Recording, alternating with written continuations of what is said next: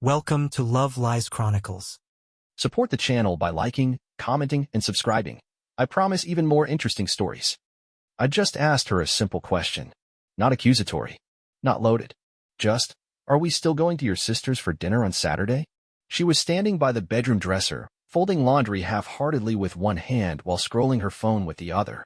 There was this thing she did with her mouth when she was irritated, a little sideways twist of the lips, like a tick, and I saw it as soon as I spoke. She didn't even look at me when she said it. I run this marriage my way. 8 words. But they might as well have been a declaration of war. There was no context, no smirk, no hint of sarcasm. She said it flat, mechanical, like she'd been storing it for the perfect moment to let it slip. My first instinct was disbelief. Surely I misheard. My brain scrambled to fill in something else she might have said. But no, that was it. I run this marriage my way. I stood still for a second longer than I should have, just watching her, like I was trying to recognize the woman in front of me, the woman who used to cry when I flew home early to surprise her. The one who used to text me 10 times a day just to say she missed me. Now she couldn't be bothered to lift her eyes when she decided I was just a subject in her little kingdom. I set the TV remote down gently. A stupid gesture, but I remember it clearly because it was the only thing in the room I had control over in that moment. I didn't respond right away. I think part of me was hoping she'd realize what she said and walk it back. Maybe say she was stressed, maybe twist it into a joke, even a cheap apology. I would have accepted any of those. But she didn't. She just kept folding clothes and scrolling like she hadn't just thrown a grenade into our foundation. That was the thing about her lately. It wasn't the volume of her words, it was their precision. She didn't scream or throw things or have dramatic breakdowns. She sliced, quietly and efficiently. Like she was slowly carving away who I was, one small wound at a time. And I had been letting her. I didn't even realize how far we drifted from each other until that moment. Until that sentence. I run this marriage my way. She didn't say we. She didn't say together. It was her. Her rules. Her vision. Her structure. I was just a supporting character, someone to pick up groceries, pay bills, nod quietly during her rants about her coworkers, agree when she bashed my friends, tiptoe when she was moody, and show up in photos smiling so her social media marriage looked pristine. I looked at her again, this time slower. Not the surface version, the Instagram wife, the polished one with curated outfits and quotes about strong women don't need validation.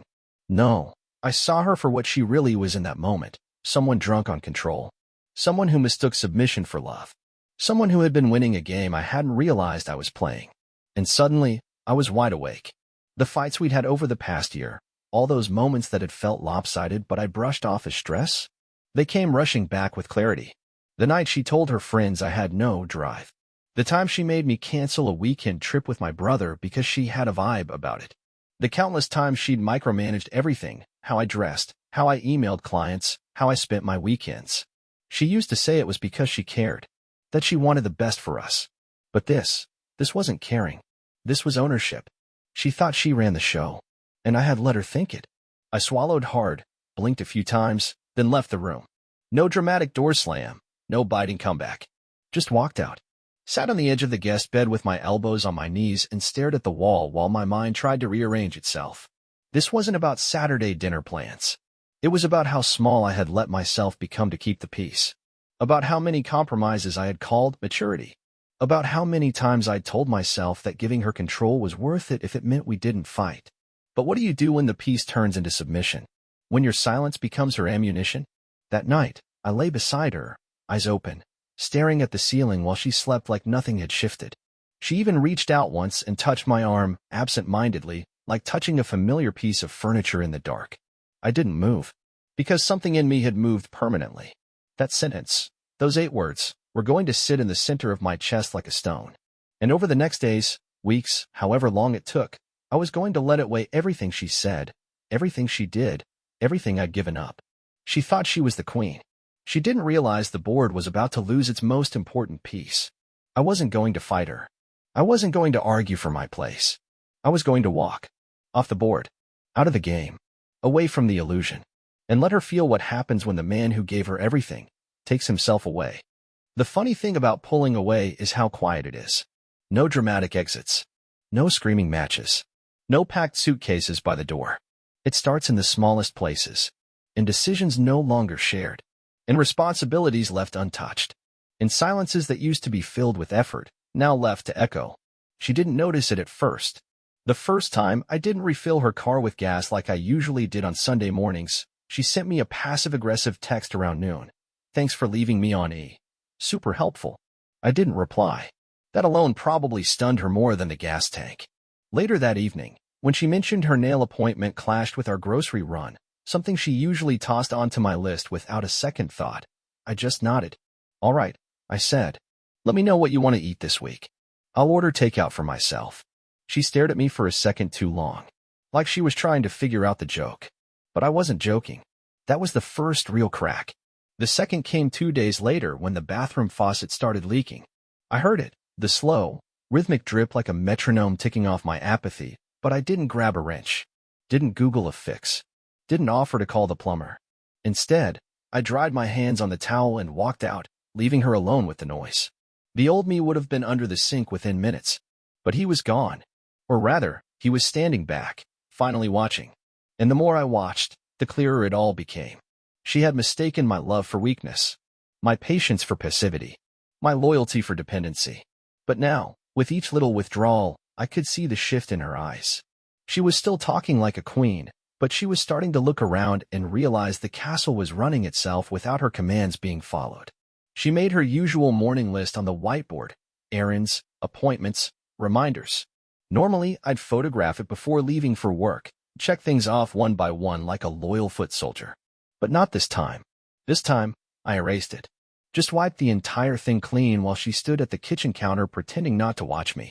She turned, slow and deliberate. "Did you just erase my list?" "No," I said calmly. "I erased your list." She blinked. The kind of blink people do when they're not sure they just got insulted. I poured my coffee, added exactly 1 sugar like always, and walked past her with a calmness I know unnerved her. Because I wasn't rattled. I wasn't provoking. I was just done pretending that her authority was earned. It wasn't. She ruled through habits I had helped her build, through sacrifices I had quietly made, through compliance disguised as compromise. But I was peeling those layers back, one morning at a time. That week, I stopped asking her what time she'd be home. I didn't offer to grab her dry cleaning. I didn't pretend to care when she fake laughed at TikToks in the middle of our supposed winding down time. And then came Friday night. She had made reservations at that overpriced tapas place downtown, the one with waiters who look down on you if you order anything basic. Normally, I'd dress up, play the part, ask her about her week, let her dominate the table conversation while I nodded at her thinly veiled complaints about her coworkers. But not this time. When she walked out in a sleek black dress, heels clicking, makeup flawless, she looked ready to win a prize. "What are you wearing?" she asked, noticing my plain tee and jeans. "I'm not going," I said. She paused like she misheard. "It's been on the calendar for 2 weeks," she snapped. "I didn't put it there," I replied. She stood in silence for a second, probably trying to compute how the man who used to bend over backward to please her could sound so indifferent. "Are you serious?" "Completely." She scoffed, grabbed her keys, and muttered something under her breath. It might have been childish or ungrateful or whatever buzzword she thought could guilt me back into position. But it didn't land. Because her crown was slipping, and she didn't even know it yet. When she returned later that night, the kitchen light was on, and I was already in bed. She hovered in the hallway for a few minutes, probably debating whether to confront me or pretend she wasn't affected. She chose the latter. But I heard the heavy way she exhaled before climbing into bed. The silence between us that night was different. It wasn't tense, it was cold. Not angry cold. Not petty cold. It was empty. I think that's when it first hit her. That the man who used to orbit her was no longer spinning. That the one who made the castle work was no longer checking the foundation. That maybe, just maybe, she wasn't the queen. She was just the last one to notice the board had been flipped. The unraveling didn't come all at once. No fireworks. No meltdown. Just little moments, frayed threads pulling loose one by one until the whole thing couldn't hold its shape anymore. It started with her credit card. She called me from the grocery store. Her voice clipped, like I was the one who had done something wrong. "My card isn't working." I knew it wouldn't. I had already pulled back my auto pay on it days ago, moved our shared account into a new one with just my name on it. Legally sound. Financially precise. I didn't explain that. I didn't even apologize. I just said, "Maybe it's time you run that part your way, too," and hung up. She came home seething, tossed her purse down like she wanted to make a statement, but I didn't flinch. I was halfway through folding my laundry, and for the first time in a long time, I didn't feel like I owed her an explanation for what I was doing or why. "Why are you acting like this?" she demanded, arms crossed, leaning on the kitchen counter like she was bracing for a storm she didn't understand. I didn't even look up. Like what? Like nothing matters. Like I don't matter. I let the silence stretch out before I said anything. I wanted her to hear the emptiness between her words. "You said you run this marriage your way," I said finally. "I'm just getting out of the way." She blinked, like hearing her own words used against her had caught her off guard. But she didn't back down. Not yet. Control was too much a part of her DNA to surrender without a fight. "I didn't mean it like that," she said. "You're twisting things." But that was the problem. I wasn't twisting anything. I was just reflecting, holding up the mirror she'd been too proud to look into. And she was starting to see what everyone else had quietly noticed over time. That mirror grew bigger the next week. She missed a work call, an important one. She was so used to me reminding her about meetings, prepping her laptop, printing her slides when the printer jammed. Without me doing the invisible tasks, she slipped. I came home and found her pacing, phone glued to her ear, snapping at her assistant like it was everyone else's fault. She didn't even acknowledge me. I just walked past her, grabbed a beer, and listened from the hallway as her voice cracked under pressure she used to toss onto my shoulders. Then it was her social circle. Dinner invitations started thinning out. Girls' brunches were suddenly postponed. One of her closest friends, Melissa, texted me directly one night. Just 2 words, "You okay?" I replied with, "Better than ever." Melissa responded with a thumbs up and didn't text again. But it said enough. They were starting to see her, too. It was always subtle, always polished. But her need to dominate bled into every interaction. Every story she told about us was how she fixed something, taught me something, tolerated something. I was her project, her charity case, her little success story. Now that I wasn't playing along, she had nothing to talk about. No wins to gloat over. No man at her heels to polish her image. And people noticed. Then came the moment that sealed it. We were at her cousin's engagement party. One of those overly lavish events with matching table napkins and custom drink menus.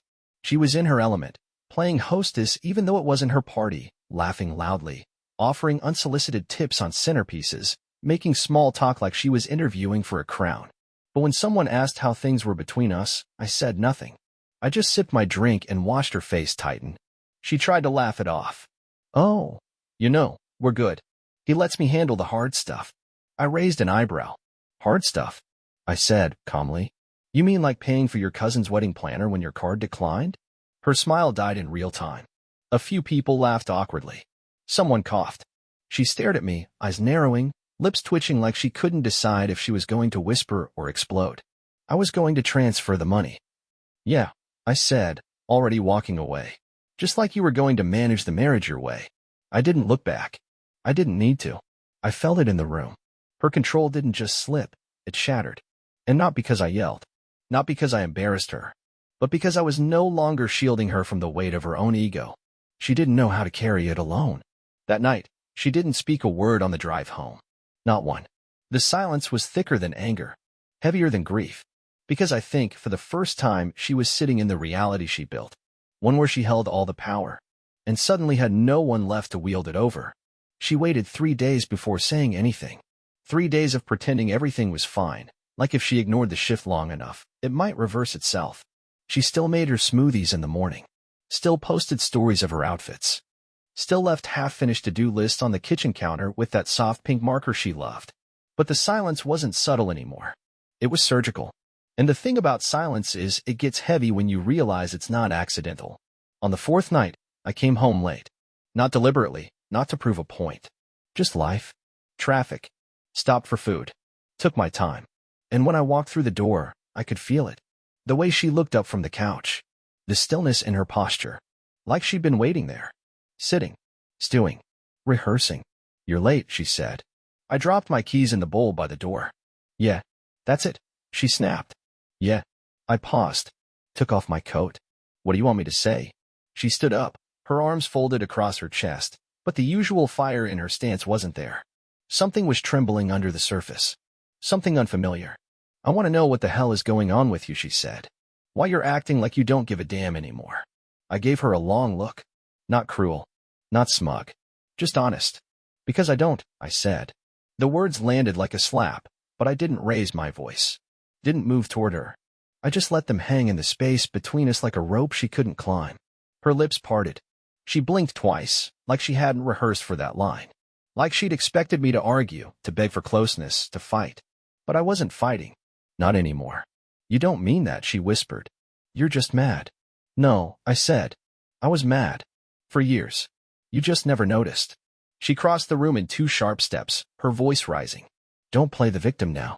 You always said you were fine with how we did things. You never stood up for anything. Because you never left room for me to, I said, my tone still even. You treated compromise like charity. Like if you gave me 1 inch, you were doing me a favor. That's not fair, she shot back. Neither was calling the shots and pretending it was teamwork. Silence again. But this one was electric. She looked at me, breathing hard, her hands clenching and unclenching like she didn't know where to put them. Her mascara was perfect, her nails polished, her expression cracked. She was unraveling, and I wasn't going to hand her the thread. I was trying to keep us afloat, she said. If I didn't take charge, we wouldn't have made it this far. No, I said. We made it this far because I carried us. Quietly. Without applause. While you played queen and convinced yourself the throne was built by your own hands. She sat down. Hard. Like the weight of it finally hit. And then came the tears. Not the manipulative ones I'd seen before. Not the crocodile sobs used to end an argument. These were real. Raw. Silent at first, then choked as her pride broke down into something human. I didn't mean to make you feel small, she whispered. I sat across from her. Not beside. Not close. Just facing her, like 2 people finally seeing each other for the first time in years. You didn't make me feel small, I said. I made myself small to keep the peace. That's on me. Her eyes were glassy, rimmed in red. She reached for my hand. I didn't take it. Not out of cruelty, but because that moment wasn't about fixing. It was about truth. I thought you'd always be there, she said. I thought if I ran things well enough, it wouldn't matter how. And that's the problem, I said. You thought this marriage was a system, a machine you controlled. You forgot it was made of people. Of me. She didn't argue anymore. Just sat there. Crying. Alone. For maybe the first time since we met. I stood. Quietly. Calmly. And said the words that had been building in my chest since she first declared herself the ruler of something she never truly understood. You wanted to run the marriage your way, I said. Now you get to learn what that really means.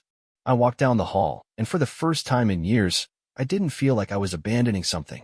I felt like I was reclaiming something. Leaving wasn't loud. That was the part that broke her the most, I think. There was no slammed door. No suitcase dragged down the hallway. No shouting match echoing through the walls. I didn't even leave a note. I just didn't come home. I had packed a single bag the night before while she was in the shower, simple things. A few shirts, my laptop, my passport. I already had a quiet rental lined up on the edge of town, a small studio near the lake. It wasn't glamorous, but it was mine. And no one in it looked at me like a prop in their personal success story. That morning, I made her coffee one last time. Black, no sugar, just how she liked it. I set it by the sink where she always found it after she finished her skincare routine. Then I walked out. No goodbyes. No warnings. Just gone. I didn't turn off my phone. I wanted her to call. I wanted her to feel it, that reach for something she thought would always be there, and finding only air. The first message came at 10:13 a.m. Where are you? Followed by, did something happen? And then the one that told me everything. Are you seriously doing this right now? She wasn't worried. She was pissed. Because control wasn't just slipping, it had been ripped out of her hands without a sound. And now she was scrambling to hold onto something that was never truly hers. The next week unfolded like a quiet symphony of justice. She called my brother. He didn't answer. She emailed my HR contact, probably to check if I was still employed. I was. She posted something vague and dramatic on social media, some bullshit about loyalty and entitlement. It didn't get the sympathy she expected. People were tired of her show. And then came the texts. Not angry anymore. Just uncertain. Can we talk? I miss you. I didn't mean everything I said. I didn't realize how much you did until you stopped. That last one? That was the real confession. Because she hadn't just lost a husband. She'd lost the scaffolding that held her carefully curated life in place. The bills weren't getting paid. The appointments weren't being scheduled. The reminders, the repairs, The quiet emotional triage I did every damn day gone. She thought she could run everything her way. She forgot who built the road she was standing on.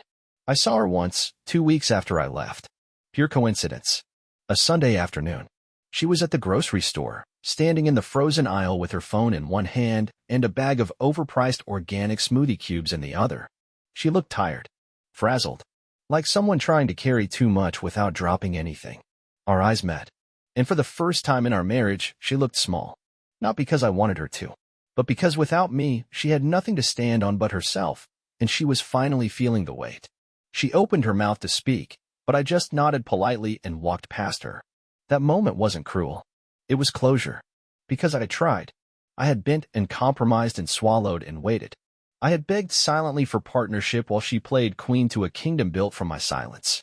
And when she said, "I run this marriage my way," I believed her. So I gave her the throne, and I left her to rule the ruin. Dear listeners, please share your thoughts in the comments, and do not forget to like, share, and subscribe to the channel.